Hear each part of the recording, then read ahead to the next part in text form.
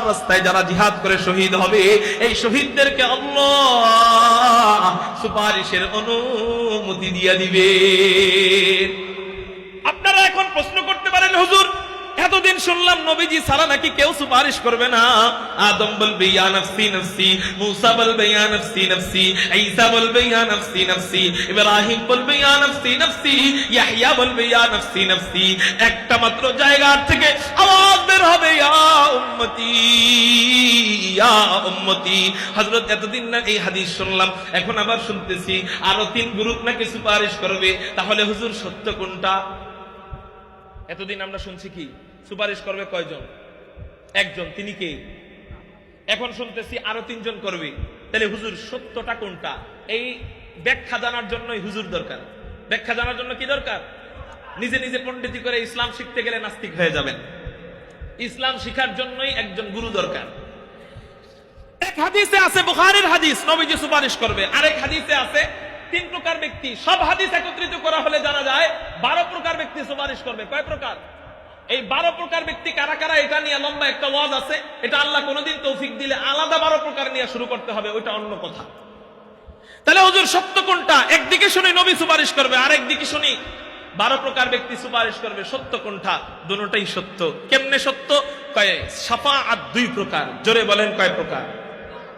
একটা শাফাআত হলো শাফাআতে কুবরা, এটা শুধু নবীজিকে অনুমতি দেওয়া হবে, একমাত্র নবীজি সুপারিশের অনুমতি পাবেন।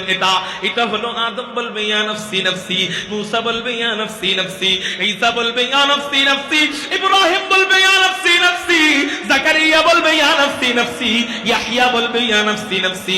সবাই যখন বলবে ইয়া নফসি নফসি, একটা মাত্র জায়গা থেকে আওয়াজ বের হবে ইয়া উম্মতি শাফিঈ রোজে জাযা ওয়া গা খতীবে আম্বিয়া, শাফিঈ রোজে জাযা ওয়া গা খতীবে আম্বিয়া, সাহেবে হাউজো লিবাজিল্লে খুদা রোজে আদীদ, সাহেবে খুলকে আযীম মজহরে জুদে আমির, সাহেবে খুলকে আযীম মজহরে জুদে আমির, आयते रहमत के शाने उरऊ बस्तो रहीम, आयते रहमत के शाने उरऊ बस्तो रहीम, रहमतुल लिल आलमी खान दश खुदा बंदे करीम। আপনারা ঘুমায় গেছেন, বয়ান শেষ করে দেই, তাহলে চিৎকার দিয়া বলেন আল্লাহু আকবার। रहमतुल लिल आलमी खान दश खुदा बंदे करीम, खल्क खुल्क कबुल फ़िअलु हदियु समझे ओ हमीद, खल्क खुल्क कबुल फ़िअलु हदियु समझे ओ हमीद, वमा अरसलनाका इल्ला रहमतल लिल आलमीन। कोई सुपारिश करবেন একমাত্র নবীজি, এটাকে বলা হয় শাফাআতে কুবরা। আর একটা সুপারিশের জায়গা হলো শাফাআতে সুগরা। এই সুপারিশ করবে সাধারণ উম্মতেরা। এটা কেমনে? নবীজি সুপারিশের অনুমতি দেওয়ার পর, নবীজি সুপারিশ করার পরে বিশাল বড় এক জামাত হয়ে যাবে জান্নাতি। ওই জান্নাতীদেরকে আল্লাহ আরো 12টা গ্রুপকে সুপারিশের অনুমতি দিবে। আলাদা পরে 12 গ্রুপ সুপারিশ করবে। এই সুপারিশের নাম হলো শাফাআতে সুগরা। তাহলে বলেন শাফাআতে কুবরার অধিকারী হবে কয়জন, আর শাফাআতে সুগরার অধিকারী হবে কয়জন? 12 জন। বুঝতে পারছেন এবার? তাহলে এর মধ্যে থেকে প্রথম 3 জন কারা? নবীজি বলেন আল আম্বিয়া, নবীগণকে আল্লাহ সুপারিশের অনুমতি দিবেন। 2 নাম্বার সুম্মাল উলামা, উলামায়ে কেরামদেরকে আল্লাহ সুপারিশের অনুমতি দিবেন। 3 নাম্বার সুম্মা শুহাদা, 3 নাম্বার শহীদদেরকে আল্লাহ সুপারিশের অনুমতি দিবেন। এখন প্রশ্ন হইল হুজুর নবীগণ কয়জনের ব্যাপারে সুপারিশ করবে, আলেমগণ কয়জনের ব্যাপারে সুপারিশ করবে, শহীদগণ কয়জনের ব্যাপারে সুপারিশ করবে? উত্তরটা শুনবেননি?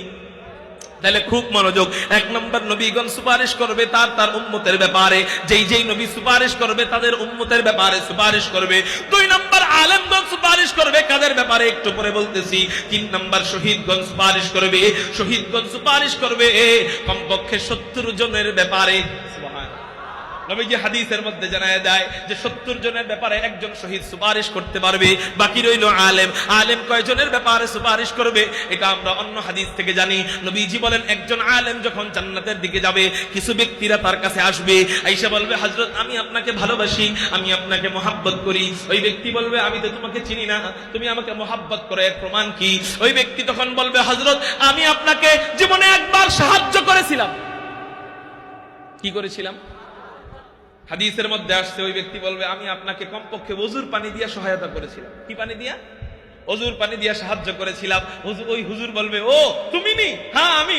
আচ্ছা আচ্ছা তুমি আমাকে মহব্বত করো, এটা আগে বলবে না, চলো আল্লাহর কাছে নিয়ে যাই। ওই আলেম আল্লাহর কাছে যাবে, যাওয়ার পরে বলবে আল্লাহ এই ব্যক্তিটা আমারে অনেক মহব্বত করে। আল্লাহ বলবে আসলেই মহব্বত করে তোমাকে, আমিও জানি তোমাকে মহব্বত করে, কিন্তু ওর ব্যাপারে এতক্ষণ কেউ সুপারিশ করে নাই, তুমি সুপারিশ করতেছো। আলেম বলবে আল্লাহ হ্যাঁ আমি সুপারিশ করতেছি। আল্লাহ বলবে যাও তোমার সুপারিশের বরকতে আমি আল্লাহ সব মুহাব্বতকারী বান্দাদেরকে জান্নাতি বানায় দিলাম। এই জন্যই তো নবীজি বলেন তুমি যদি জান্নাতি হইতে চাও তাহলে 1 নাম্বার কাজ করো, কুন আলিমান, তুমি আলেম হও। যদি আলেম হইতে না পারো আও মুতাআল্লিমান, আলেমের ছাত্র হও। যদি আলেমের ছাত্র হইতে না পারো আও মুস্তাঈনান, আলেমকে সাহায্য করো। যদি সাহায্য করতে না পারো আও মুহিব্বান, অন্তত আলেমকে মহব্বত করো। এই মহব্বতের উসিলায় আল্লাহ আল মারউ মা মান আহাব্বা, যার সাথে যার মহব্বত তার সাথে তার কিয়ামত। তুমি আলেমকে মহব্বত করো, এই উসিলায় আল্লাহ আলেমের সাথে জান্নাতে দিয়ে দিবে। এরপর নবীজি বলেন সাবধান, ওয়ালা তাকুন খামিসান ফাতাহলিক, 5 নাম্বার হয়ো না, তাহলে তুমি ফাতাহলিক ধ্বংস হয়ে যাইবা। 5 নাম্বারের ব্যাখ্যা কি? 5 নাম্বারের তরজমা হলো উলামা বিদ্বেষী হয়ো না। কি? উলামা বিদ্বেষী হলে ধ্বংস হয়ে যাবে বললেন কে? নবীজি বললেন কে? ফাতাহলিকের অর্থ কি? ধ্বংস হয়ে যাবে, হালাক হয়ে যাবে।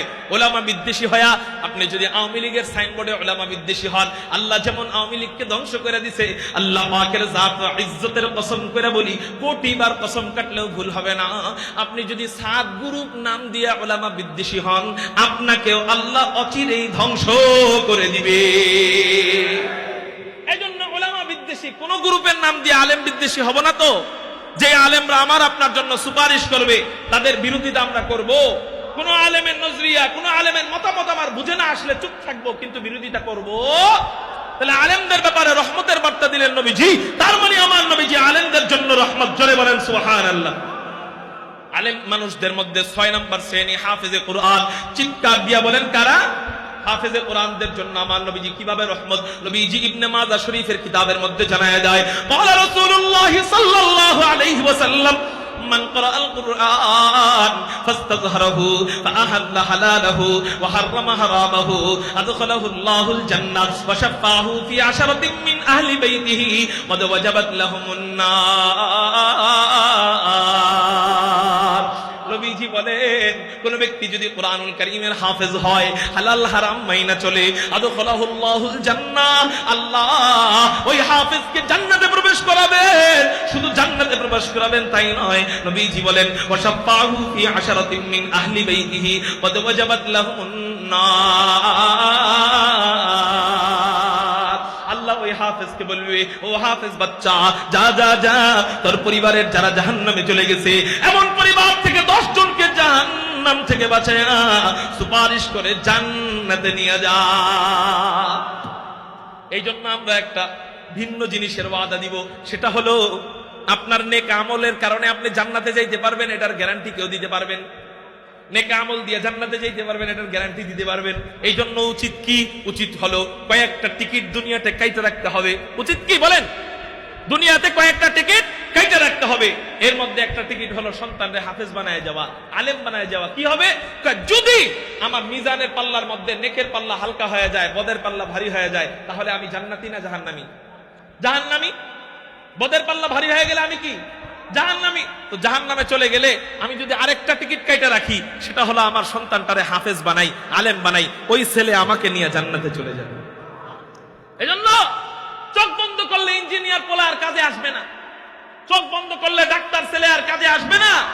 কিন্তু চোখ বন্ধ করার পর থেকে আলেম আর হাফেজ সন্তানের কাজে লাগা শুরু হবে। এই জন্য এই ময়দান থেকে ওয়াদা দিতে রাজি আছেন কারা কারা?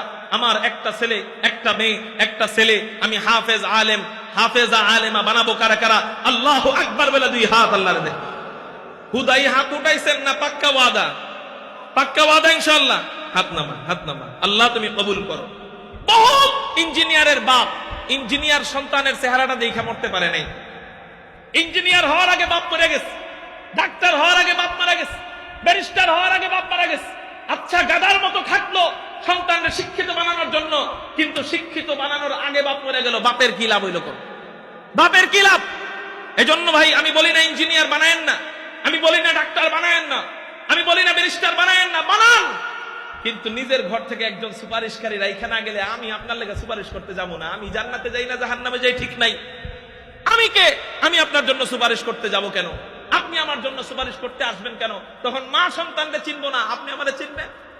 এজন্য নিজের ঘর থেকে একজন সুপারিশকারী রাইখা গেলে তার জন্য হাসরের ময়দানে কোনো টেনশন থাকবে।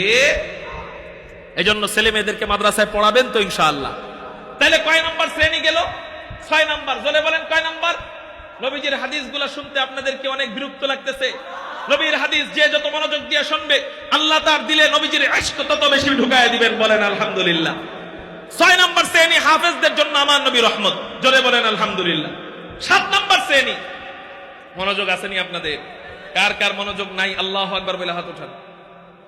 আচ্ছা একজন বাদে সবার মনোযোগ আছে, কোন আলহামদুলিল্লাহ। এবার খুব খেয়াল করেন 7 নাম্বার শ্রেণী কারা? হযরত আমরা তো হাফেজও হইতে পারলাম না, আমরা তো আলেমও হইতে পারলাম না, হযরত আমরা তো সাহাবীও হইতে পারলাম না, আমরা তো মুমিনও হইতে পারলাম না, আমরা তো মুত্তাকিও হইতে পারলাম না, আমরা হলো গুনাহগার বান্দা। আমাদের জন্য কি নবীজি রহমত না? উত্তর হলো ও গুনাহগার, আপনি শিরিক এবং কুফর করেন নাই, এই দুইটা ছাড়া সব গুনাহ আপনি করছেন। এবার বলেন আপনি কি জগৎবাসীর মাঝে আছেন না নাই? আপনি জগৎবাসীর মাঝে পড়েন কি পড়েন না? আপনি যদি জগৎবাসীর মাঝে পড়েন আপনার জন্য আমার নবী রহমত। জোরে বলেন সুবহানাল্লাহ।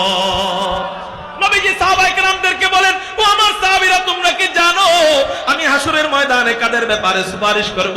সাহাবীরা বললেন ইয়া রাসূলুল্লাহ ইয়া হাবিবাল্লাহ আপনি কাদের ব্যাপারে সুপারিশ করবেন? নবীজি বলেন তোমরা মনে করো না আমি শুধু সাহাবীদের ব্যাপারে সুপারিশ করব, আমি শুধু আমার মুমিন উম্মতের ব্যাপারে সুপারিশ করব, আমি শুধু আমার মুত্তাকি উম্মতের ব্যাপারে সুপারিশ করব। কয় তাহলে কাদের ব্যাপারে? আরো কাদের ব্যাপারে সুপারিশ করবেন? সাহাবায়ে কেরাম মনে করছিল যারা নবীজিকে কষ্ট দেয়, অর্থাৎ যারা ফাসিক, যারা ফুজ্জার, যারা গুনাহগার, এদের ব্যাপারে মনে হয় নবীজি সুপারিশ করবেন না। নবীজি বলেন না না না, আমি তো তাদের জন্য রহমত, হোক না গুনাহগার, আমি তো তাদের জন্য নবী, তারা তো আমারই উম্মত। আমি নবীজি হাসরের ময়দানে আমার কবিরা গুনাহগার উম্মতের ব্যাপারেও সুপারিশ করব। সাহেবে খুলকে আজিম ও মজহারে জুদে আমিন। আল্লাহ নবীজিকে একটা চেয়ার দান করবেন। এই মাকামের নাম, এই চেয়ারের নাম হলো মাকামে মাহমুদ। আল্লাহ কুরআনে বলেন ওয়া মিনাল লাইলি ফাতাহাজ্জাদ বিহি নাফিলাতাল লাক আসা আইয়াবাসাকা রাব্বুকা মাকামান মাহমুদা। আল্লাহ নবীজিকে মাকামে মাহমুদ নামক একটা জায়গা দান করবেন হাসরের ময়দানে। নবীজি এই মাকামে মাহমুদে দাঁড়ায়া তার উম্মতের ব্যাপারে সুপারিশ করবে। তো এই মাকামে মাহমুদের ব্যাপারে হাদিস পাওয়া যায়। নবীজি বলেন এই মাকামে মাহমুদ হলো উড়ন্ত যানবাহনের মতো, বিমান যেমন ওড়ে মাকামে মাহমুদ নবীজিকে উড়ায়া উড়ায়া হাসরের ময়দানে ঘুরাইবে। তো নবীজিকে সর্বপ্রথম আল্লাহ, নবীজিকে বলবে রাসূল আপনি মাকামে মাহমুদে চড়েন। নবীজি বলবেন আল্লাহ আপনি আমারে মাকামে মাহমুদে চড়তে বলেন না। আল্লাহ আবার বলবেন রাসূল মাকামে মাহমুদে চড়েন। নবীজি আবার বলবেন আল্লাহ মাকামে মাহমুদে চড়তে বলেন না। আল্লাহ আবার বলবে রাসূল আপনি মাকামে মাহমুদে চড়েন। নবীজি বলবেন আল্লাহ আপনি আমারে প্রথম 2 বার না করবে, কিন্তু তৃতীয়বার নবীজি চিন্তা করবে বন্ধুত্বের খাতিরে তো 2 বার না করা গেছে, কিন্তু তৃতীয়বার না করলে তো বেয়াদবি হয়ে যাবে। এই জন্য কোন রকম হিকমত অবলম্বন করবেন, আঙ্গুলগুলা মাকামে মাহমুদের উপর রাইখা আল্লাহকে বলবেন আল্লাহ এই যে দেখো মাকামে মাহমুদে উঠছি। আল্লাহ বলবে রাসূল এই মাকামে মাহমুদ আমি তোমার জন্য বানাইলাম, তুমি মাকামে মাহমুদে চড়তেছো না কেন? ঘটনা কি? নবী নবীজি বলেন আল্লাহ এই মাকামে মাহমুদ আপনি আমার জন্য বানাইছেন, আমি এতে অনেক খুশি হয়েছি, কিন্তু আল্লাহ আমার ভয় হয়। ভয় ভাই কি ভয়? ভাই এই মাকামে মাহমুদ হলো উড়ন্ত যানবাহন। কি যানবাহন? উড়ন্ত যানবাহন। আমার ভয় হয় আমি যদি মাকামে মাহমুদে বসি, আমাকে মাকামে মাহমুদে একা নিয়া উড়াল দিয়া যদি জান্নাতে চলে যায়, তাহলে আমার গুনাহগার উম্মতের ব্যাপারে কে সুপারিশ করবে? আমার উম্মতের ব্যাপারে ফয়সালা না হওয়া পর্যন্ত আমি নবী একা মাকামে মাহমুদে চড়ব না। रहमतुल लिल आलमी खान दश खुदावंदे करीम, रहमतुल लिल आलमी खान दश खुदावंदे करीम, खल्क़ खुल्क़ क़ौल फ़िअलु हदीउ समझे वो हमीद, खल्क़ खुल्क़ क़ौल फ़िअलु हदीउ समझे वो हमीद। এই হলো রহমতওয়ালা নবী। সাহাবীও না, মুমিনও না, ওলিও না, আলেমও না, হাফেজও না, সাধারণ উম্মত, গুনাহগার উম্মত, তার ব্যাপারেও নবী কাঁদবে। আর ওই নবীরে আমরা কেমনে কষ্ট দেই? কয় নাম্বার শ্রেণী গেল? 7 নাম্বার। জোরে বলেন কয় নাম্বার? 8 নাম্বার শ্রেণী ইয়েতিম বাচ্চা। কারা? জোরে বলেন। ইতিম বাচ্চাদের জন্য নবীজি কিভাবে রহমত? নবীজি হাদিসের মধ্যে বলেন ক্বালা রাসূলুল্লাহ সাল্লাল্লাহু আলাইহি ওয়াসাল্লাম মান দাম্মা ইয়াতীমান বাইনা আবাওয়াইনি মুসলিমাইনি ইলা তাআমিহি ওয়া শারাবিহি হাত্তা ইস্তাগনিয়া আনহু ওয়াজাবাত লাহুল জান্নাহ। এই ইতিমদেরকে আমরা দেখতে পারি না, ভিক্ষুকে ভিক্ষা চাইলে আমরা যেমন তাড়ায় দেই, ইতিমের জন্য, ইতিমখানার জন্য মাদ্রাসার হুজুররা যখন আপনাদের কাছে হাত পাতে তখন হুজুরদেরকে এমনি তাড়ায় দেই। আরে না না না, ইতিমকে দিলে কি হবে শোনেন। ইতিপূর্বে একটা হাদিস কে এমন পাইছেন যে এই হাদিসের উপর আমল করলে আল্লাহ তার জন্য জান্নাতকে ওয়াজিব করবে, এমন কোন হাদিস আপনাদের কাছে আমি বলছি? কিন্তু এই হাদিসটা মনোযোগ দিয়ে শুনেন। নবীজি বলেন মান দাম্মা ইয়াতীমান বাইনা আবাওয়াইনি মুসলিমাইনি ইলা তাআমিহি ওয়া শারাবিহি। নবীজি বলেন কোন ব্যক্তি যদি কোন মুসলিম পিতামাতার ইতিম সন্তানের লালন পালনের জিম্মাদারি নিয়ে নেয়, ইলা তাআমিহি ওয়া শারাবিহি, খানা পিনার সাথে তাকে শরীক করে নেয়, নবীজি বলেন হাত্তা ইস্তাগনিয়া আনহু, ওই ইতিম স্বাবলম্বী হওয়ার আগ পর্যন্ত ওই ইতিমের জিম্মাদারি নিয়ে নেয়, নবীজি বলেন ওয়াজাবাত লাহুল জান্নাহ। সে মারা যাওয়ার পর, কবর জিন্দেগি অতিক্রম হওয়ার পর, হাসরের ময়দান অতিক্রম হওয়ার পর আল্লাহ তাকে জান্নাত দিবেন, বিষয়টা এমন নয়। নবীজি বলেন ওয়াজাবাত লাহুল জান্নাহ, ইতিমকে ভরণ পোষণ করতে দেরি হবে, আল্লাহ তার জন্য জান্নাতকে সাথে সাথে ওয়াজিব করে দিবে। তাহলে ইতিমকে মহব্বত করবো নি ইনশাআল্লাহ, এতিমকে কখনো তুচ্ছ করব না তো ইনশাআল্লাহ। গেল 8 নাম্বার। 9, 10, 11, 12 দেখেন আপনি কোন শ্রেণীর মধ্যে পড়েন। 9, 10, 11 এই 3 নাম্বার, 3টা শ্রেণী একসাথে নবীজি বলেন। 9 নাম্বার শ্রেণী ঘুমন্ত ব্যক্তির জন্য আমার নবী রহমত, 10 নাম্বার শ্রেণী পাগলের জন্য আমার নবী রহমত, 11 নাম্বার শ্রেণী ছোট বাচ্চার জন্য আমার নবী রহমত। এই 3টা হাদিস একসাথে ইবনে মাজাহ শরীফের মধ্যে নবীজি জানায় যায় ক্বালা রাসূলুল্লাহ সাল্লাল্লাহু আলাইহি ওয়াসাল্লাম রুফিআল কলাম আন সালাসাতিন। নবীজি বলেন আল্লাহ হাসরের ময়দানে 3 প্রকার ব্যক্তিকে সুপারিশের অনুমতি দিবেন। চিৎকার দিয়ে বলেন কয় প্রকার ব্যক্তিকে সুপারিশের অনুমতি দিবেন? এইটা তো গেল হাসরের ময়দানে না। রুফিআল কলাম আন সালাসাতিন, 3 ব্যক্তির কোনো গুনাহ আল্লাহ লেখে না। এই হাদিস এটা 3 ব্যক্তির কোনো গুনাহ আল্লাহ, 3 ব্যক্তির ব্যাপারে কলম উঠিয়ে নেওয়া হয়। রুফিআল কলাম আন সালাসাতিন, 3 ব্যক্তির ব্যাপারে আল্লাহ কলম উঠিয়ে নেয়। এই 3 ব্যক্তির কোনো গুনাহ আল্লাহ লেখেন না। নবীজি বলেন ওই 3 ব্যক্তি কারা? 1 নাম্বার আনিন নাইমি হাত্তা ইস্তাইকিজা, ঘুমন্ত ব্যক্তি ঘুমের ভিতরে যদি কোনো গুনাহ করে ফেলে, ঘুমের ভিতরে যদি কোনো খারাপ কাজ করে ফেলে, ঘুমের ভিতরে যদি শিরকি বাক্যও বলে ফেলে, ঘুমের ভিতরে যদি কুফরি বাক্যও বলে ফেলে, আল্লাহ ওই ঘুমন্ত ব্যক্তির কোনো গুনাহ লিখবেন না। একটু চিৎকার দিয়ে বলেন সুবহানাল্লাহ। ঘুমন্ত ব্যক্তি ঘুমের ভিতরে বউরে 14 তালাক দিছে। কয় তালাক? তালাক হবে নি। কেন হবে না? তো ওই যে আমার নবী ফতোয়া দিয়ে গেছে, রহমতের বার্তা দিয়ে গেছে, ঘুমন্ত ব্যক্তির জন্য কোনো গুনাহ লেখা হয় না। আমার নবী তাহলে বুঝা গেল 9 নাম্বার ঘুমন্ত ব্যক্তির জন্য রহমত। একটু চিৎকার দিয়া বলেন সুবহানাল্লাহ। 10 নাম্বার সমাজের সবচেয়ে তুচ্ছ শ্রেণী কারা বলেন? সমাজের সবচেয়ে তুচ্ছ শ্রেণী পাগলরা। আরে ফকিররেও মানুষ দেয়, পাগলরেও কেউ দেয় না। ফকিররেও মানুষ দান করে, কিন্তু পাগলরে কেউ দান করে না। কারণ দিবে কি? পাগলরে 10 টাকা দিলে ও আবার আরেকজনরে ওই টাকা দিয়ে দেয়। ঠিক না ভাই? ঠিক। পাগলে চাইতেও পারে না, পাগলরে না চাইলে কেউ খানাও দেয় না। যেই পাগল চাইতে পারে না, যেই পাগল টাকা দিলে টাকা আরেকজনকে দিয়ে দেয়। এই তো পরশুদিন মাহফিলে গেছিলাম টাঙ্গাইলে, তো টাঙ্গাইলে এসে দেখলাম, টাঙ্গাইলে যায় দেখলাম, টাঙ্গাইল না আপনার ওই জামালপুরে, ওখানে মাহফিলে গেলাম। যাওয়ার পরে দেখলাম এক পাগল মহিলা, একেবারে ছোটখাটো পাগল মহিলা, এই আইসা কালেকশন যখন চলে টাকা দিয়ে দিতেছে, সব টাকা দিয়ে দিতেছে। প্যাকেটের ভিতরে জিলাপি ছিল, এটাও দিয়ে দিল। আমি কইলাম সুবহানাল্লাহ, আমার ওয়াজ দিহি ওর সাথে পুরা মিলে গেল।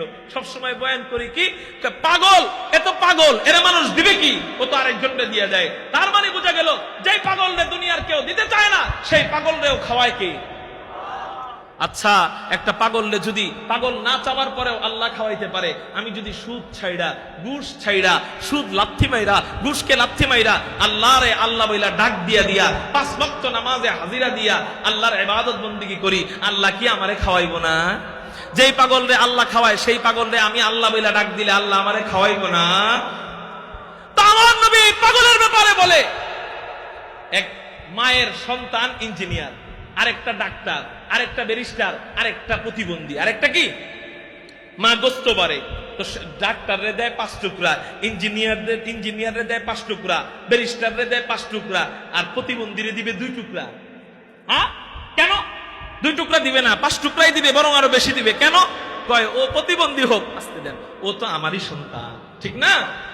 আমার নবীজি যখন তার 63 বছর জিন্দেগিতে রহমত বিলানো আরম্ভ করেন, নবুয়তের জিন্দেগিতে রহমত বিলানো আরম্ভ করেন, নবীজি চিন্তা করেন সমাজের কেউ যখন একটা শ্রেণীকে দেখতে পারে না, পাগলকে সমাজের কেউ দেখতে পারে না, কিন্তু ও পাগল হইলেও আমি নবীজির তো উম্মত, আমি তো ওর জন্য দয়া দিতে পারি, আমি তো ওর জন্য রহমত। যারে কেউ দেখতে পারে না, তার ব্যাপারেও আমার নবী রহমতের বার্তা দিয়া যায়। নবীজি পাগলের ব্যাপারে কি রহমতের বার্তা দেয়? নবীজি বলেন ওয়ানিল মুবতালা হাত্তা ইয়াবরা। নবীজি বলেন পাগল ব্যক্তি যত গুনাহই করুক, আল্লাহ ওর কোনো গুনাহ লেখেন না। এমন কি পাগল ব্যক্তি যদি পাগল অবস্থায় মারা যায়, জন্মের পর থেকে পাগল হয়, 100 বছর হায়াত পাইছে, 100 বছরই পাগল ছিল, 1 মিনিটের জন্য ঠিক হয় নাই, ওই পাগল অবস্থায় মারা যায়, নবীজির হাদিস মোতাবেক বোঝা যায় আল্লাহ ওই পাগলকে বিনা হিসাবে নিষ্পাপ শিশুদের মতো জান্নাত দিয়া দিবে। তাহলে আমার নবীজি সমাজের সবচেয়ে তুচ্ছ শ্রেণী, পাগলের জন্য রহমত। জোরে কন্যা সুবহানাল্লাহ। মানুষদের মধ্যে 11 নম্বর শ্রেণী, ছোট বাচ্চাদের জন্য আমার নবী রহমত। কিভাবে রহমত? নবীজি বলেন ওয়ানিস সাবী হাত্তা ইয়াবরা ওয়ানিস সাবী হাত্তা ইয়াকবুরা। নবীজি বলেন ছোট বাচ্চা যতই গুনাহ করুক না কেন, ছোট বাচ্চা যতই খারাপ কাজ করুক না কেন, এমনকি কুফরি বাক্য যদি বলে ফেলে, শিরকি বাক্য যদি বলে ফেলে, ওই ছোট বাচ্চার কোনো গুনাহ আল্লাহ লেখেন না। রাস্তে কোন সুবহানাল্লাহ। ছোট বাচ্চার কোন গুনাহ আল্লাহ কি করেন না? লেখেন না। উল্টা কথা নবীজি বলতেছেন, এই ছোট বাচ্চা যদি কোন সওয়াবের কাজ করে, ওই নেকি আল্লাহ 2 ভাগ করে অর্ধেক মায়েরে দিয়ে দেয়, অর্ধেক বাবারে দিয়ে দেয়। জোরে কোন সুবহানাল্লাহ। এখান থেকে আমরা আরেকটা জিনিস বুঝি, সেটা হলো আমি যদি আমার সন্তানকে ছোট অবস্থায় মাদ্রাসায় দিয়ে দেই, না বালেক অবস্থায় মাদ্রাসায় দিয়ে দেই, আমার সন্তানটা যখন হাফেজ হবে, 1 খতম কোরআনুল কারীমের হাফেজ হওয়ার পর, না বালেক অবস্থায় হাফেজ হওয়ার পর, এই সওয়াব কামাবে ছোট বাচ্চা, কিন্তু সওয়াব আমলনামায় এসে যাবে কার? মা বাবার। এই জন্য বাচ্চাদেরকে ছোট অবস্থায় মাদ্রাসায় দিবেননি। আর একটু বলি, কোন বাচ্চা একবার কোরআনুল কারীম পড়ে কখনো মুখস্থ করতে পারে না। একটা পৃষ্ঠা একবার পড়লে মুখস্থ হয় না, ওই পৃষ্ঠা বারবার পড়তে হয়, পরের দিন সবক শোনাইতে হয়, 100বার পড়ে মুখস্থ করতে হয়, 1000 বার পড়তে হয়, পরের দিন সবক শোনাইতে হয়, ওইটা আবার 19 দিন পর্যন্ত সব সবক শোনাইতে হয়। ওই একই পড়া আবার সবকের পারা হিসাবে কয়েকদিন শোনাইতে হয়, ওই একই পড়া আবার আমুক্তা হিসাবে শোনাইতে হয়, ওই একই পড়া আবার প্রতিদিন আসরের আগে তেলাওয়াত করতে হয়, ওই একই পড়া আবার প্রতিদিন তাহাজ্জুদ নামাজে তেলাওয়াত করে, ওই একই পড়া আবার রমজান মাসে তেলাওয়াত করে, এবার ওই একই পড়া রমজানে তারাবির নামাজে তেলাওয়াত করে। এইরকম করে যখন একটা বাচ্চা কুরআনুল কারীমের হাফেজ হয়, এক মুফাসসির গবেষণা করে বলেন আল্লাহ তার আমলনামায় 25,000 কোরআনের খতমের সওয়াব দিয়ে দেয়। এই বাচ্চাটা 25,000 কোরআন খতমের সওয়াব পাবে। আমি যদি আমার ছেলেটাকে নাবালেগ অবস্থায় মাদ্রাসায় ভর্তি করে দিই, আমার বাচ্চা নাবালেগ অবস্থায় 25,000 কোরআনের খতমের সওয়াব পাবে, তো ওই সওয়াবটা আল্লাহ আমাকে এবং আমার বিবিকে আল্লাহ দিয়ে দিবে। এই জন্য বাচ্চাদেরকে ছোট বয়সে মাদ্রাসায় ভর্তি করব না বড় বয়সে? তাহলে বোঝা গেল আমার নবী 11 নম্বর ছোট বাচ্চার জন্য রহমত। আমি বুঝতেছি মনে হয় আপনাদের অনেক কষ্ট হইতেছে, এই জন্য আমি আপনাদেরকে আর 2-3টা হাদিস বলে আমার বয়ানের ইতি টানবো ইনশাআল্লাহ। আল্লাহ যদি কখনো দেখা করান তো দেখা করব ইনশাআল্লাহ। বালিয়া মাদ্রাসার মাহফিলে যাবেন কারা কারা? হাত উঠান তো দেখি। এই কয়জন? তাহলে আমি কমু না বালিয়া, আমার বয়ান কখন? তাহলে আর কমু না, হাত নামায় দেন। যদি সবাই যায় তাহলে হাত উঠাম, তাহলে আমি কমু। যদি সবাই হাত উঠায় তাহলে আমি কমু। মাগরিবের পরে বয়ান বালিয়ায়, কখন? আগে আগে যাইবেন নি ইনশাআল্লাহ? বলেন ইনশাআল্লাহ যাবেন নি ইনশাআল্লাহ? আল্লাহ কবুল করুক বলি আমিন। এবার যুবকদের জন্য আমার নবী কিভাবে রহমত, চলেন হাদিস আপনাদেরকে শোনায় দেই। নবীজি বুখারী শরীফের মধ্যে জানায় দেয়, قال رسول الله صلى الله عليه وسلم سبعة يظلهم الله في ظله يوم لا ظل الا ظله। নবীজি বলেন আল্লাহ হাশরের ময়দানে আল্লাহ 7 প্রকার ব্যক্তিকে আরশে আজিমের নিচে ছায়া দান করবেন। কয় প্রকার ব্যক্তিকে? হাশরের ময়দানে বর্তমানে সূর্যটা হলো মাথা উল্টা, বর্তমানে সূর্যটার যেন তাপ কম লাগে এই জন্য উল্টা। বর্তমানে সূর্যটা দূরে, হাশরের ময়দানে সূর্য দূরেও থাকবে না, সূর্য উল্টাও থাকবে না। সূর্যের তাপ যেন কম লাগে এই জন্য সূর্যটার জন্য ঠান্ডা বানানোর জন্য কখনো শীতকাল দেয় আল্লাহ, কখনো আবার বৃষ্টির কাল দেয়। হাশরের ময়দানে কোনো শীতকালও থাকবে না, কোনো বৃষ্টির কালও থাকবে না, সূর্য উল্টাও থাকবে না, সূর্য দূরেও থাকবে না। বলেন দুনিয়াতেই সূর্যের তাপে চামড়া ফেটে যায়, সূর্যের তাপে চামড়া কালো হয়ে যায়, সূর্যের তাপে রাস্তার পিচ ঢালাই পর্যন্ত উঠে যায়। হাশরের ময়দানে সূর্য যখন আধা হাত উপরে থাকবে তখন আমাদের অবস্থা কি হবে? নবীজি বলেন আল্লাহ ওই সময় কঠিন কিয়ামতের ময়দানের ওই আযাবের সময় 7 প্রকার ব্যক্তিকে তার আরশে আজিমের নিচে জান্নাতি ছায়ার নিচে ছায়া দান করবে। আরশে আজিমের মধ্যে আল্লাহ ছায়া দান করবেন। এই ছায়া কোন ছায়া? এই ছায়া হলো জান্নাতি ছায়া। এই এসি কোন এসি? এই এসি হলো জান্নাতি এসি। ওই সময় আল্লাহ 7 প্রকার ব্যক্তিকে জান্নাতের ভিতরে ছায়া, আরশে আজিমের নিচে ছায়া দান করবেন। ওই 7 প্রকার ব্যক্তি কারা? নবীজি বলেন 1 নম্বর ইমামুন আদিল, ন্যায় বিচারক বাদশাহ। 2 নম্বর প্রকার ওয়াশাবুন নাশা ফি ইবাদাতিল্লাহ। 2 নম্বর প্রকার আল্লাহ পাক রব্বুল আলামিন ওই যুবককে তার আরশে আজিমের নিচে ছায়া দান করবেন যেই যুবক যৌবন বয়সে আল্লাহর ইবাদত করে। কি বয়সে? বুড়া বয়সে না যৌবন বয়সে?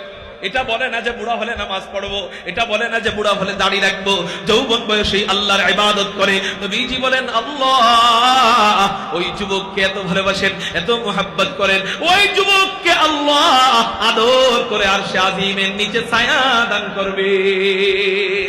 তাহলে বোঝা গেল 12 নম্বর আমার নবী যুবকদের জন্য রহমত। একটু চিৎকার দিয়া বলেন সুবহানাল্লাহ।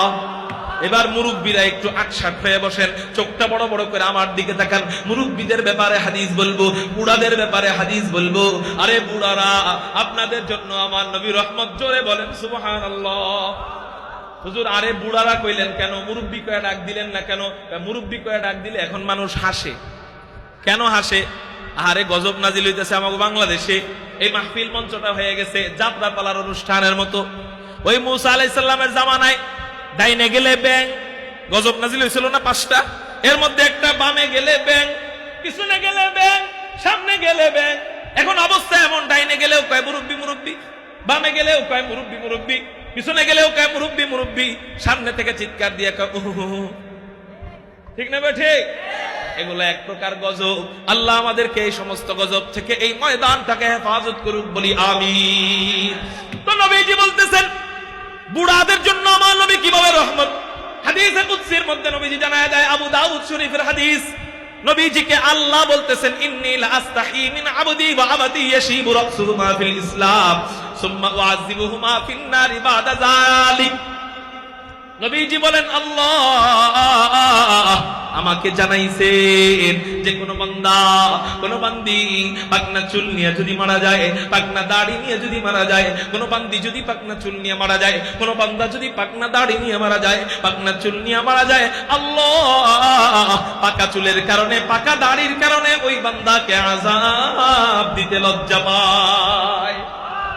পাকা চুলের কারণে পাকা দাড়ির কারণে আল্লাহ ওই বান্দাকে আযাব দিতে লজ্জা পায়। তাহলে বলেন আমার নবীজি মুরব্বীদের সম্পর্কে বুড়াদের সম্পর্কেও রহমতের বার্তা দিয়ে নবীজি হয়ে গেলেন বুড়াদের জন্য রহমত। একটু চিৎকার দিয়ে বলেন সুবহানাল্লাহ। এই ছোট ভাই উঠো কেন? শেষ কথা, একটু খিসমেরা বসো না। চলবে? হুজুরে কি মেশিন নাকি? হুজুরে কি মেশিন? হ্যাঁ, হুজাইফি কি মেশিন? তেল ঢাললেই খালি কথা বাইরে, তো তেলও তো ঢালতে হইব, তেলও তো নাই। লাগছে ক্ষুদা মিয়া, দরকার হলে আবার ওয়াজ করবো, কিন্তু এখন বিদায় দিতে হইব। আরেকটা হাদিস খেয়াল করেন। 13 শ্রেণী বললাম পুরুষদের সম্পর্কে। কাদের সম্পর্কে? জোরে বলেন, কাদের সম্পর্কে? পুরুষদের সম্পর্কে। এখন মা বোনরা আমাকে বয়ান শুনতেছে না, লাইভে শুনতেছে, মাইকে শুনতেছে না? মা বোনরা কইবে হুজুর সব পুরুষ গুলো কি আমার নবীর রহমত? পুরুষ গো কি খালি জান্নাতের চৌরাস্তায় নিয়ে যাবেন, আমরা কি কিছুই না? এবার আসেন মা বোনদের জন্য আমার নবী কেমনে রহমত, এইটা বলবো। একটা হাদিস শোনাবো মা বোনদের সম্পর্কে। মা বোনরা কইব ও হুজুর একটা মোটে। মা বোনরা এমনই, মা বোনরা এমনই। এখন সান্ত্বনা দেই মা বোনদেরকে, এই একটা হাদিস বাকি 13টার চেয়ে দামি। আর আস্তে কোন সুবহানাল্লাহ। এমন কোন হাদিস বলছি যে জান্নাতে নবীজির 2 আঙ্গুল যত কাছে তত কাছাকাছি থাকা যাবে, এমন কোন হাদিস ইতিপূর্বে বলছি? এখন শোনেন, আমাদের দেশে হাদিস বলার আগে একটা ভূমিকা বলতেছি। আমাদের দেশে কন্যা হওয়ার কারণে অনেক বাবের চেহারা বেজার হয় কি হয় না? মেয়ে হওয়ার কারণে, তার বিবির গর্ভে মেয়ে হওয়ার কারণে বিবিকে তালাক দিয়ে দেয় কি যায় না? অনেক নরপিচাস তার বিবিকে পিটায়। কেন? কন্যা হয়েছে কে তোর ঘরে। আচ্ছা, কন্যা কি সে বানায় না আল্লাহ বানায়? তো আল্লাহরে মানে অবস্থা যেন ও পিটাইতে পারতেছে না, যেন আল্লাহর সাথে যেন যুদ্ধ করতে পারতেছে না। কন্যা বিবির গর্ভে হইল কেন? বিবিকে পিটায়। কন্যা দেওয়ার মালিককে, ছেলে দেওয়ার মালিককে। তাহলে কেমন যেন আল্লাহ পাকের খুশির উপর আমি খুশি থাকতে পারলাম না। এজন্যই দেখা যায় আমাদের ঘরে কন্যা না হওয়ার কারণে আমরা বেজার হই, এই জন্য ঘরে বরকত কমে যায়। কন্যা হওয়ার কারণে বেজার হই, এই কারণে ঘরে বরকত কমে যায়। কন্যা হইলে জীবনে কেউ বেজার হবেন না তো? কন্যা হইলে বিবিকে কেউ কষ্ট দিবেন না তো? কন্যা হইলে ছেলে আর মেয়ের মধ্যে কখনো বৈষম্য করবেন না তো? ছেলেকে সবসময় মাছের মাথা আর মাইয়াটারে সবসময় মাছের লেঞ্জা এমন করবেন না তো? এবার আসেন নবীজি কি বলে। নবীজি বলেন ক্বালা রাসূলুল্লাহ সাল্লাল্লাহু আলাইহি ওয়াসাল্লাম মান আলা জারিয়াতাইন দাখালতু আনা ওয়া হুয়াল জান্নাতা কাহাতাইন। নবীজি বলেন কোন ব্যক্তি যদি তার 2 জন কন্যা সন্তানকে লালন পালন করে, চিৎকার দিয়া বলেন কয়জন কন্যা সন্তান? 2 জন কন্যা সন্তানকে লালন পালন করে, নবীজি বলেন দাখালতু আনা ওয়া হুয়াল জান্নাত, আল্লাহ আমাকে এবং তাকে জান্নাতে প্রবেশ করাবেন। ভাই কেমনে জান্নাতে প্রবেশ করাবেন? ও নবীজি 2 আঙ্গুল ইশারা দিয়া বললেন ওয়া আশারা বিইসবাইনে। এই হাদিসের তরজমা বলার আগে আপনাদেরকে একটু বলতে চাই, জান্নাতে প্রবেশ করার সময় জান্নাতের গেট দিয়া যে আমরা প্রবেশ করব, এই হাদিসটা কেন বলতেছি একটু পরে বলবো। জান্নাতের গেট হবে কয়টা? নবীজি বুখারী শরীফের হাদিসের মধ্যে জানায়া দেয় ফিল জান্নাতি সামানিয়াতু আবওয়াবিন, জান্নাতের দরজা হবে 8টা। চিৎকার দিয়া বলেন কয়টা? আল্লাহ কোরআনে বলেন ওয়াসিকাল্লাযীনা তাকাউ রাব্বাহুম ইলাল জান্নাতি যুমারা, মুত্তাকি বান্দাদেরকে দলে দলে জান্নাতের দিকে নিয়ে যাওয়া হবে।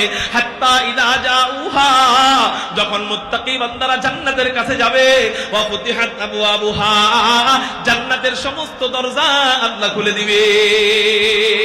এবার আসেন জান্নাতের দরজা কয়টা? নবীজি বলেন ফিল জান্নাতি সামানিয়াতু আবওয়াবিন, জান্নাতের দরজা 8টা। চিৎকার দিয়া বলেন কয়টা? এই 8টা দরজার নাম কি? 1 নম্বর দরজার নাম বাবুস সালাহ, 2 নম্বর দরজার নাম বাবুল জিহাদ, 3 নম্বর দরজার নাম বাবুর রাইয়ান, 4 নম্বর দরজার নাম বাবুস সাদাকা, 5 নম্বর দরজার নাম বাবুস শাফাআহ, 6 নম্বর দরজার নাম বাবুল কাযিমিনাল গায়য ওয়াল আফিনা আনিন নাস, 7 নম্বর দরজার নাম বাবুর রাদি, 8 নম্বর দরজার নাম বাবুত তাওবা। চিৎকার দিয়ে বলেন সুবহানাল্লাহ। এই দরজা কত বড় হবে? নবীজি হাদিসের মধ্যে বলেন জান্নাতের দরজা কত বড় হবে। আমার দিকে খেয়াল করেন, জান্নাতের দরজাটা যখন খোলা হবে, জান্নাতের দরজার এক সাইড থেকে আরেক সাইডের দূরত্ব নবীজি বলেন 40 সানা, কমপক্ষে 40 বছরের রাস্তা দূরত্ব হবে। 40 বছরের রাস্তা কতটুক, এটা আপনাদেরকে আসলে আমি কেমনে বুঝাবো সেই যোগ্যতা আমার নাই। কারণ জান্নাত যে ব্যক্তি দেখে নাই, ওই ব্যক্তি কখনো কল্পনা করতে পারে না জান্নাতটা কেমন। ওই যে মুসলমানের হাসিতে একটা গল্প পড়ছিলাম, গল্পটা কি? এক বাচ্চা তার উস্তাদের জন্য দুধ নিয়ে গেছে, গাভীর দুধ। উস্তাদ হলো অন্ধ উস্তাদকে যায় বলতেছে, হযরত আপনার জন্য আমার আম্মা গাভীর দুধ পাঠাইছে। আর উস্তাদ তো জীবনে দুধ দেখে নাই, এই জন্য জানে না দুধ কেমন। উস্তাদে বলছে, ছাত্র আমার, সন্তান আমার, বলো তো এই দুধ যে আমার জন্য তোমার আম্মা পাঠাইলো, এই দুধটা কেমন? এখন ছাত্র চিন্তা করে, উস্তাদ জীবনে দুধ দেখে নাই, এই দুধ কেমন, বুঝামো কেমনে? এখন কয়, হুজুর দুধ সাদা। দুধ কি? উস্তাদ কি সাদা কি জিনিস এটা জীবনে দেখছে? এখন উস্তাদ কয়, বাবা সাদা আবার কেমন? এখন ছাত্র কয়, সাদা বগের মতো। কিসের মতো? বগের মতো। এখন উস্তাদ জিগায়, বাবা বগ আবার কেমন? ছাত্র কয়, আচ্ছা মুশকিলে পড়লাম তো, কেমনে বুঝাই বগ কেমন? ছাত্র হাত এমন করে কয়, হুজুর এই যে বগ হইলো এমন। আর হুজুরে তো অন্ধ, দেখে না, হাতায় টাতায় কয়, বাবা এটার মতনই দুধ, এটা তো গলায় গেলে গলা ঠেকে যাবে। যে ব্যক্তি জীবনে দুধ দেখে নাই, এর দুধ কেমন বুঝানো যাবে? যে ব্যক্তি জীবনে জান্নাত দেখে নাই, যে ব্যক্তি জীবনে জান্নাতের দরজা দেখে নাই, ওই ব্যক্তির আসলে জান্নাতের দৃশ্য এটা বুঝাইতে চাইলেও আমি বুঝাতে পারবো না। ওই ঘুরে ফিরে বগের দিকে, যেমন ওই বাচ্চার নজরটা নিয়ে গেছে, উস্তাদের নজরটা বগের দিকে চলে গেছে, দুধের নজর বগের দিকে চলে যায়। জান্নাতের দিকে যদি আপনাদেরকে আমি নজর করাইতে চেষ্টাও করি, আপনার নজর দুনিয়ার দিকে চলে আসবে। কেন? আপনার মনে হবে জান্নাতের মেন গেট মনে হয় আমগো বাড়ির মতো। কয় না না না, জান্নাতের গেট থাকবে, এটা 40 বছরের রাস্তা। এবার যদি বলি 40 বছরের রাস্তা কত বড়, এটা আসলে বুঝানোর মতো যোগ্যতা আমার নাই। তারপরে ওই ছাত্রের মতো বগের উদাহরণ দিয়ে একটু বুঝাই। কিসের উদাহরণ? ওই ছাত্রের মতো বগের উদাহরণ দিয়ে বুঝাই। কারণ আমরা জান্নাতের হিসাবে আমরা অন্ধ, আমরা এখনো দেখছি জান্নাত।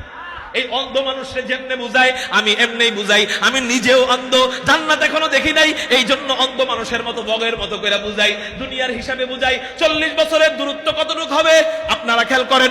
এই যে মনে করেন গোলাকার পৃথিবীটা, এই পৃথিবীটা হলো 51 কোটি 10 লক্ষ বর্গ কিলোমিটার। কয় কোটি? এই পৃথিবীর এক প্রান্তে বাংলাদেশ, আরেক প্রান্তে আমেরিকা। বাংলাদেশ থেকে বিমান রওনা দেয়, আমেরিকায় পৌঁছাইতে সময় লাগবে 24 ঘন্টা। কয় ঘন্টা? তাহলে পুরো পৃথিবী ভ্রমণ করতে সময় লাগে কয় ঘন্টা? 24 ঘন্টা। এক প্রান্ত থেকে আরেক প্রান্তে ভ্রমণ করতে যদি 24 ঘন্টা লাগে, তাহলে বোঝা গেল 24 ঘন্টা এক পৃথিবী, 24 ঘন্টায় 2 পৃথিবী, 24 ঘন্টায় 3 পৃথিবী। এবার আসেন 40 বছরে কয় 24 ঘন্টা আছে? 40 বছরে 14,624 ঘন্টা আছে। সুবহানাল্লাহ কইবেন না?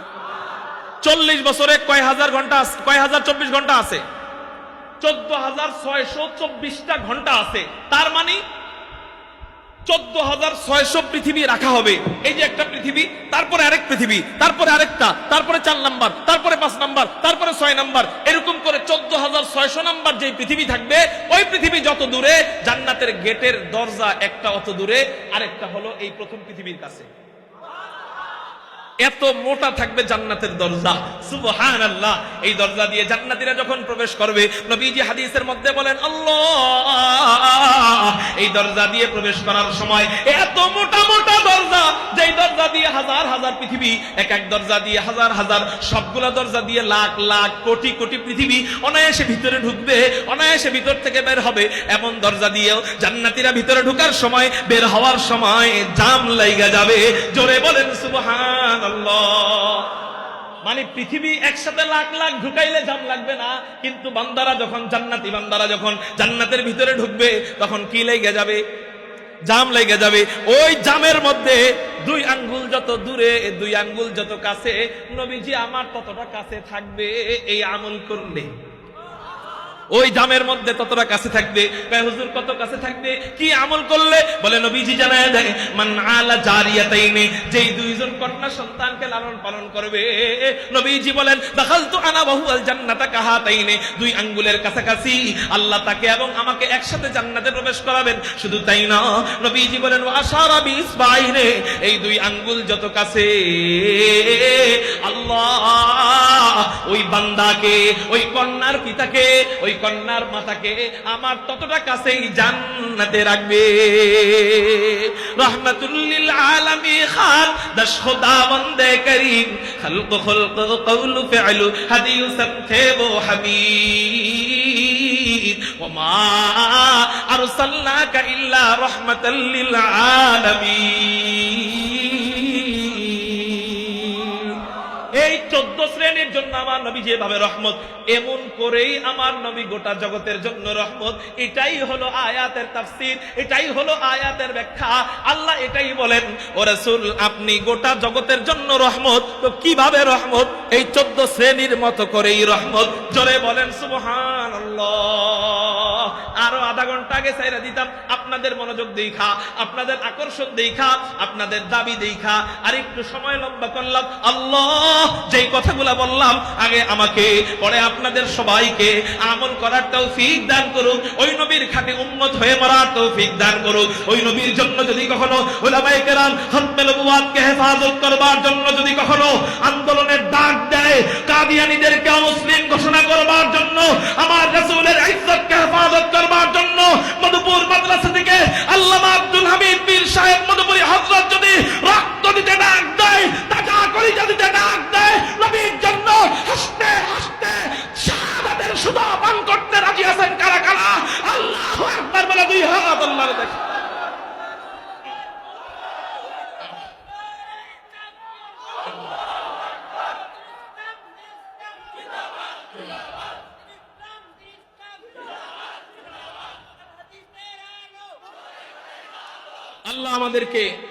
আল্লাহ আমাদেরকে বুঝবার আমল করবার তৌফিক দান করুক বলি আমি। মাঝখানে আমি একটা পণ্ডিতি করবো, বেজার হইবেন নি? হ্যাঁ, ছোট্ট 1 মিনিট সময় নিব। সবাই 3 বার সূরা ইখলাস পড়েন। আউযু বিল্লাহি মিনাশ শাইতানির রাজীম, বিসমিল্লাহির রহমানির রহিম।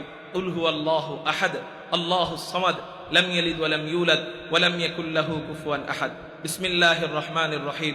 কুল হুয়াল্লাহু আহাদ, আল্লাহুস সামাদ, লাম ইয়ালিদ ওয়া লাম ইউলাদ ওয়া লাম ইয়াকুল লাহু কুফুয়ান আহাদ। বিসমিল্লাহির রহমানির রহিম। কুল হুয়াল্লাহু আহাদ, আল্লাহুস সামাদ, লাম ইয়ালিদ ওয়া লাম ইউলাদ ওয়া লাম ইয়াকুল লাহু কুফুয়ান আহাদ। সওয়াব হলো না? এই নেকিটা আমরা এই মাহফিলের যে আয়োজক কমিটিরা গত হয়ে গেছে, মরহুম হয়ে গেছে, মারা গেছে, তাদের কবরে পাঠায় দিই। সবাই পাঠায় দিছি তো মনে মনে, ইনশাআল্লাহ আল্লাহ আমাদেরকে কবুল করুন। আর সোনার মদিনায় পাঠায় দিই। সবাই বলে না আমি। আরেকটা যদি আমি চাই দিবেননি, আমার আব্বার কবরে যেন আল্লাহ পাঠায় দেয়, এটা বললে আপনারা রাজি হবেননি? আপনাদের আমলের, নেক আমলের এই ভাগটা যেন আল্লাহ আমার আব্বার কবরেও পাঠায় দেন, বলে না আমি। আসসালামু আলাইকুম ওয়া রাহমাতুল্লাহি ওয়া বারাকাতুহু।